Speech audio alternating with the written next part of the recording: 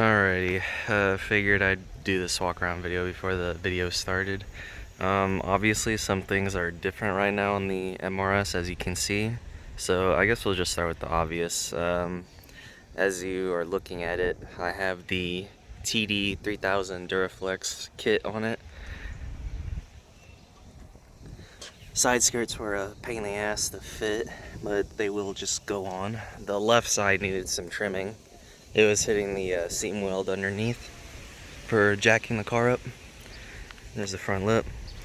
I think what really sells it's the front lip. That lines up. This actually was pretty straightforward to install. It actually just stayed in place, although it's not a perfect fit. As you can see at the front right there, some yellow showing. The vents do line up with the little ram air intakes, if you want to call them that. Because I've looked inside there. Or hell, I'll just show you if you can see it. Well, it doesn't look like you can see it, but basically there is a cutout in the bumper, but it doesn't go anywhere. The next thing we have on the exterior, the Viz carbon hood, OEM style, with the Sparco hood pins. There's the pain in the ass side skirt. And now, looking at the wing now, which got updated, it is higher, if you noticed. It's sitting on the Battle Arrow 15-inch uprights and it's still an NRG wing, like carbon wing itself. It's still NRG. It's just we changed out the uprights and the end plates because I wanted to put my own shit on it. I didn't want that NRG crap. As before, the wheel sizes, it is staggered for a rake effect. So you have 15s at the front and 16s at the rear, OEM size. Although the tire size is 205 50 15 front and 225 50 16 rear. For the K-swap, because there's really nothing done to the K-swap other than the exhaust and intake. As far as wheel spin goes, I mean, I could full throttle with cold tires and it's not going to spin them, so I don't think there's really an issue with that size. Take a quick look inside. Pretty stock interior. eBay shift knob. The JVC head unit is from the previous owner. Don't mind all that stuff, it's just my insurance. Yeah, pretty standard.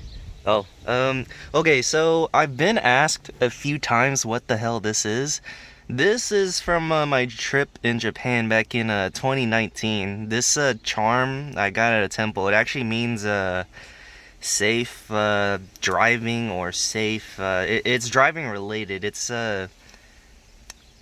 something safety related. But yeah, safe driving. Let's see, we'll go to the rear now. I kept the Toyota badge, just because people, on the actual MRS, I believe it does not have the Toyota badge right there. It just says MRS, but I figured here in the States, keep the Toyota badge, because no one's gonna know what the hell an MRS is, really. Okay, throw this up real quick. And here's the K-swap with beat brush, rear strut tower brace, and battery. And that thing right there is for the battery, because when you do the K-swap, you lose one of those little support legs on the bottom beneath of the battery. So the battery will just wiggle back and forth. To remedy that, my buddy just whipped up something real quick to hold it still, and there you go. It's autocross legal. Again, the PP headers comes with the swap, and that right there is just a eBay 3-inch wide, 3-inch diameter, excuse me, cold air intake with a Blox filter. They didn't come with a Blox filter, that's separate. And probably the most expensive thing in here is the Techno Pro Spirits titanium exhaust. I love this thing, man. I think I waited about a month or two for this to come in.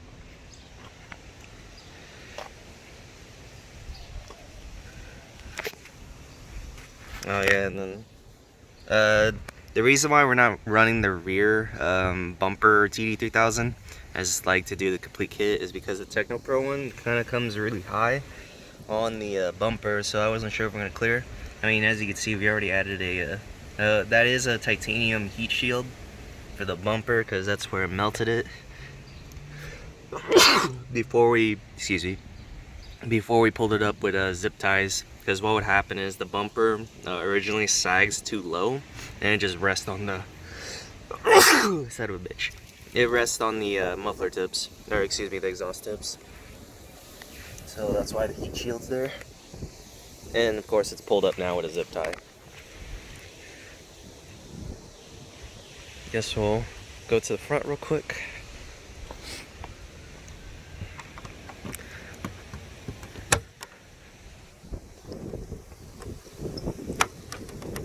Okay, those are off.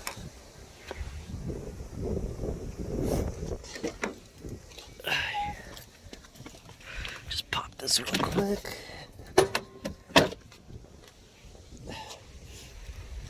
Oh, and speaking of the, before I dig into the whole brakes and all that, or I'm about to, so as you probably know from the last MRS video we made out at the, you know, the actual touge, I guess you want to call it, we got brake fade. So to address that, we have stainless steel lines. They are Techno fit, and the Stop Tech rotors, still on the EVC yellows. And then probably the biggest improvement to the, well, in addition, probably the best upgrade is the fluid itself. We are running Project Mu, if I'm saying that right, Project Mu's dot, was it 5.1? Yeah, I'm pretty sure, yeah, dot 5.1 braking fluid. And the cool thing about the fluid is that when you change down all that, you know, when you pour it in, it's green. And if it changes to more like a clear color, it's just an indicator to change the fluid. So, oh, and then, in case y'all didn't know, I am running a Mishimoto radiator. K-swaps do get hot, especially with the mid-engine layout. Even with the side air scoops, it's just not enough, especially when you're standing still. The engine bay will get hot, especially when I let it warm up in the morning for like maybe 5-minute cold idle or idle start. It'll just, like, if you pop that hood and you put your hand in there, it's just fucking, it's hot. But that's just how they run. And of course, major influence for the build, Techno Pro Spirit themselves. I should have put the banner 2 inches higher, I know. That was my first banner install, so yeah. So the Coil Overs are the BCDS series with the 7K front spring rates and the 10K rear spring rates. The ideas for the spring rates came from the Techno Pro Spirits car back in the 2014 Touge battle, I think. Obviously now it's their car is different. If you look at Touge Time's video, the car is like completely different. It doesn't even have like a normal interior anymore. It's all like aluminum panels with the sequential transmission. But I figured for the direction of this car, we're going to keep it more street friendly, especially since it has AC. I would like to eventually compete in a super lap battle with this. And of course, there will have to be changes. There can be a car, I guess, that's still streetable, and then, you know, is going to try to take number 1 at time attack. Or, I don't know, maybe this will be the first car to do it. I guess one thing I forgot to mention is the we are running a oil temp sensor glow shift. It's just from Amazon, and as well a hopefully you can see it, the Morso oil pan. I think it adds like an extra 2 quarts to the OEM size, and then as well a AEM AFR gauge, and as well the whatever brand it is, So this little thing right here lets me see the battery voltage, the water temp, and the oil temp. Specifically, we were concerned about oil temperatures being too high. So as far as touge driving and all that, or spirited driving, I was able to get the temperatures up to like 200-ish, 205 degrees Fahrenheit. Water temp's obviously lower than that. And battery voltage is normal. E-brake doesn't work, it's just there for show. As with all spiders. That's my string to pull up the hood because the wing is so heavy. I will be replacing these seats eventually. So the plan is we are going to put in a roll cage to keep it to make it track legal. So the idea is we're going to go 6-point from a company called AGI. Replace the seats and yeah, get harnesses, and it'll be I would say this is the point in a street build where you're already at the limit of a street build.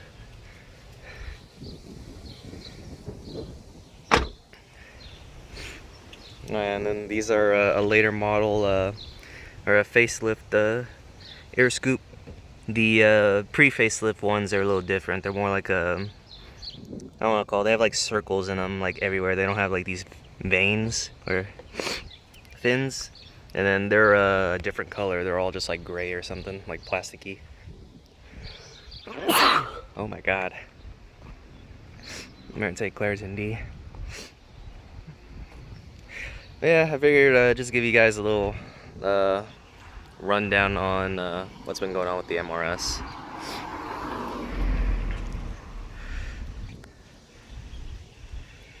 And with that, we'll move on to the actual video.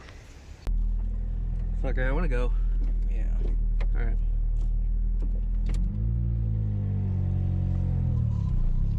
Alright, we'll say fucking 4.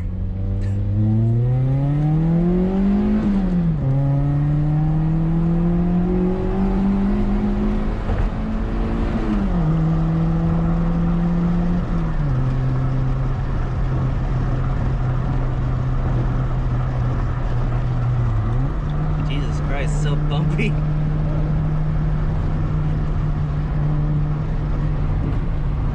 Okay, I like looked real quick, see if it's still recording.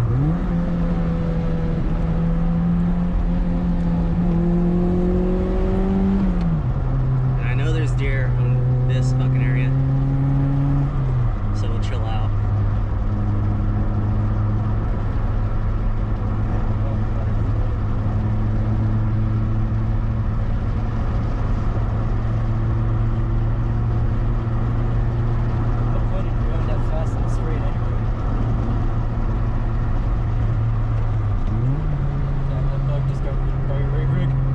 Saw that. And here they're hanging out, I know that.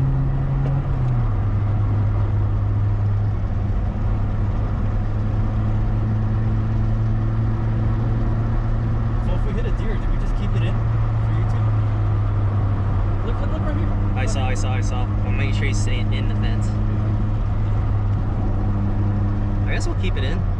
I mean, people like that. All fucked up.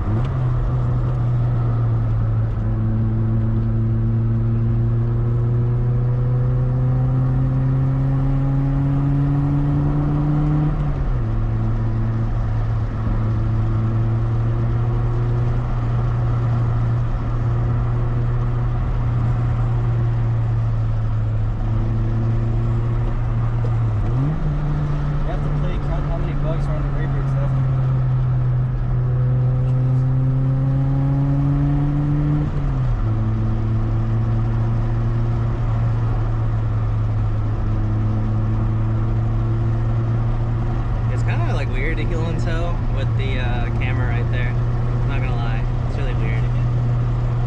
Like the little shit GoPro. Woo!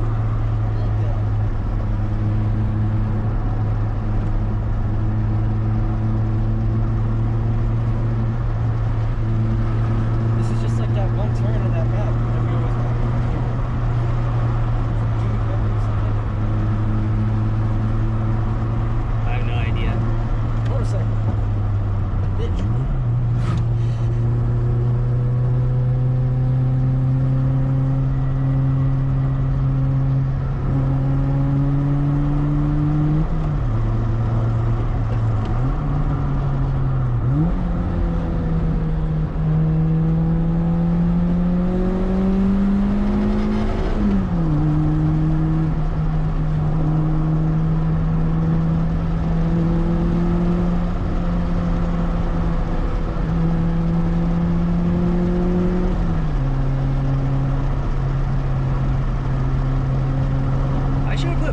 on this tailgate footage.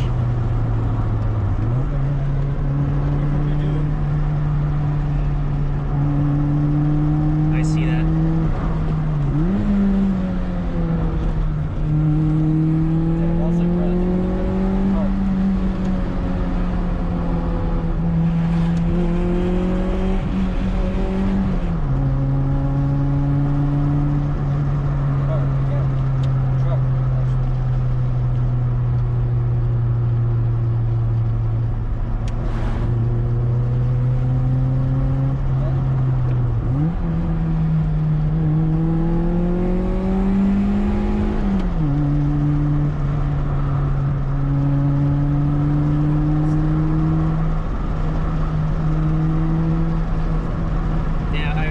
Aim the rate brakes higher up. Like if it was higher, I could go like more confidently. But they're still a little too low now. I'm testing them in a real tailgate, like a real road. I don't know.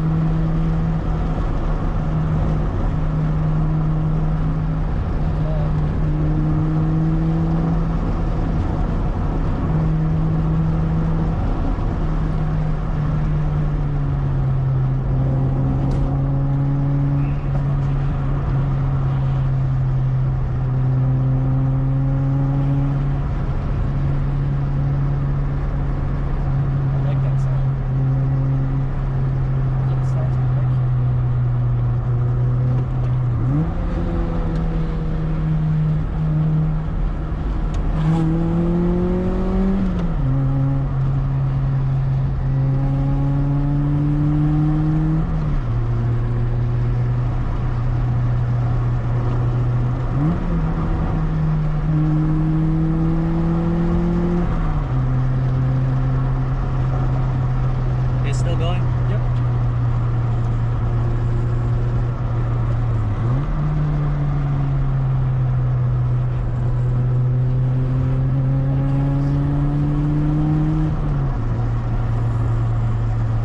Where's the human bush? Yeah, the human bush checkpoint.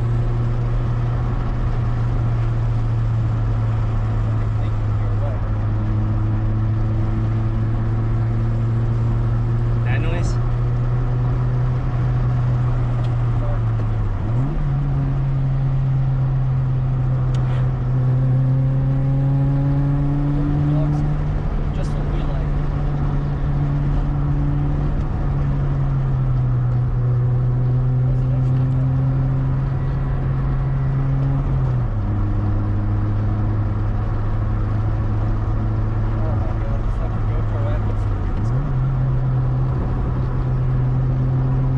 Tell you the truth, I've never been so focused in my life.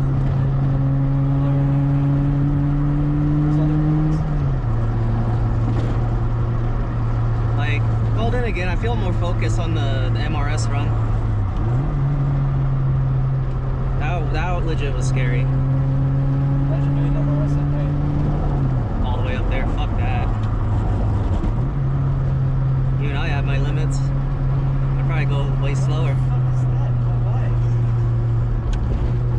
Slow down. No, not an option. Here it is. Woo! My asshole. I don't have one anymore. Oh god, it's understeering. I can tell it's understeering. Is it brake fan? No, it's understeering. Like the limit's a lot lower than I thought. Oh Jesus, my asshole. Sorry. It's controllable, like I understand where it's at, so I know from the passenger perspective it's scary. It's scary. It's unreasonable. I know it's a little lower than what I'd like, and it's probably just tire wear, so my bad. So, squirrel. So now that I've established where the limit is, probably a little too late. We're already probably at the end of the run.